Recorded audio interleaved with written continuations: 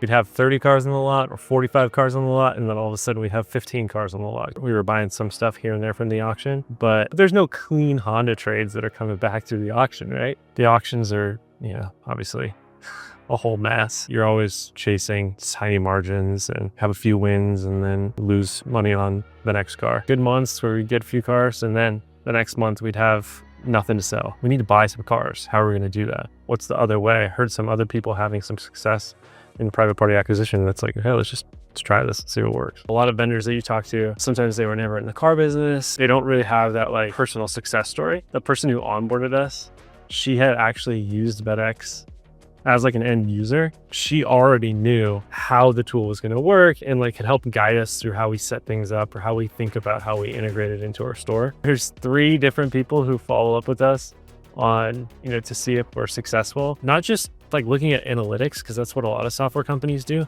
but actually like diving into this. Let's look at this specific F-150 acquisition opportunity and see like, what did the customer say? What did you say? What could we have done differently there? That's not the level of depth that you see with other vendors.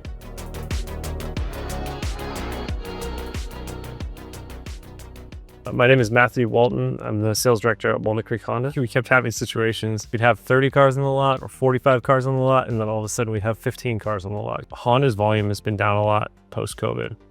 So the number of new cars we're selling is half. We were buying some stuff here and there from the auction, but that was keeping us okay as far as inventory levels for the most part. Post-COVID, we would run out of cars. We would have good months where we'd get a few cars, and then the next month we'd have nothing to sell. We need to buy some cars. How are we going to do that? The auctions are, obviously a whole mess. It doesn't seem like the most profitable way. You're always chasing tiny margins and have a few wins and then lose money on the next car. What's the other way? I heard some other people having some success in private party acquisition. That's like, hey, let's try this and see what works. Sure, yeah, we did some things of like, hey, we want your car, email campaigns and things like that. But, that's only reaching our database of existing customers who we might be targeting versus something like BetX where we can expand that opportunity and go out after more. There's something that I enjoyed more about interaction with a customer rather than just holding my hand up and or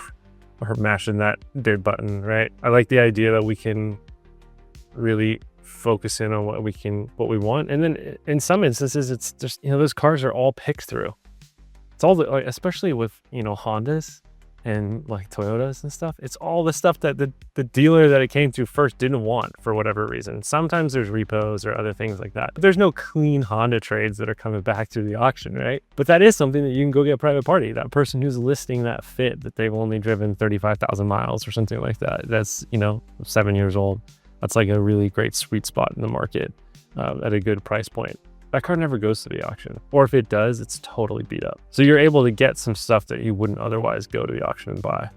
And that seems to be the stuff that sells pretty well if you're targeting it the right way. You see the car online, it's inspected by the auction, but that auction inspector doesn't notice something, right? Whereas if that car comes in as a private party acquisition, you're gonna see that, you're not gonna buy that car.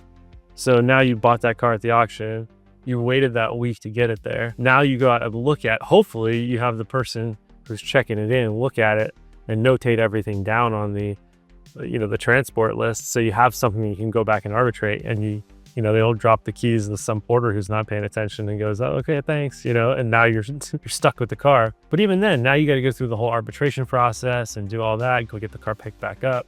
It's a real hassle. And the auction inspections have been getting better in the last few years, but they're still not as good as having the physical car in front of you. At least we get the opportunity to see that car that last time. And if there's something wrong, say, pump the brakes here. Well, we can't move forward because the ad said this. And look, we can clearly see that how you described the car in the ad was not accurate to what the actual condition is. The person who onboarded us, she had actually used BetX as like an end user. So instead of just having somebody who's just like an admin type, I'm just going to get you signed up for this tool, like she already knew how the tool was going to work and like could help guide us through how we set things up or how we think about how we integrate it into our store, which was, I thought, awesome. And seemed like pretty much everybody else that we talked to from then on that we've worked with has used it themselves. So I thought that was really helpful because you knew you could trust what the feedback was. And that's continued on. I mean, there's 3 different people who follow up with us on, to see if we're successful. The rep who works with our buyer on a weekly basis, and our used car manager having calls, not just like looking at analytics, because that's what a lot of software companies do, but actually like diving into this. Let's look at this specific F-150 acquisition opportunity and see, like, what did the customer say? What did you say? What could we have done differently there?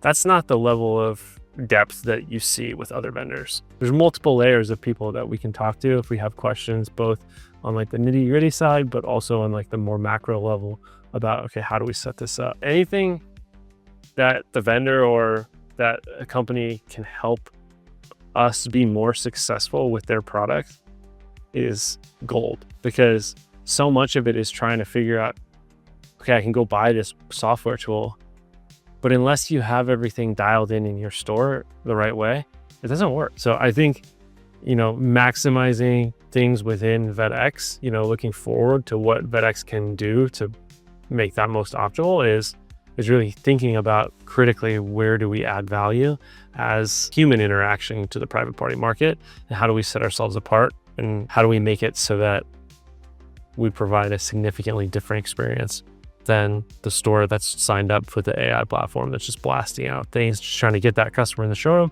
to see how they can back into an opportunity. That's why I would tell them honestly, is that like, if you could figure out how to make it work, it could be really awesome, because the opportunity for those cars are not things that you're going to go buy at the auction. It's not cars that were otherwise going to come to you. So if you can figure it out, it's like a huge opportunity to access inventory that you couldn't go get somewhere else.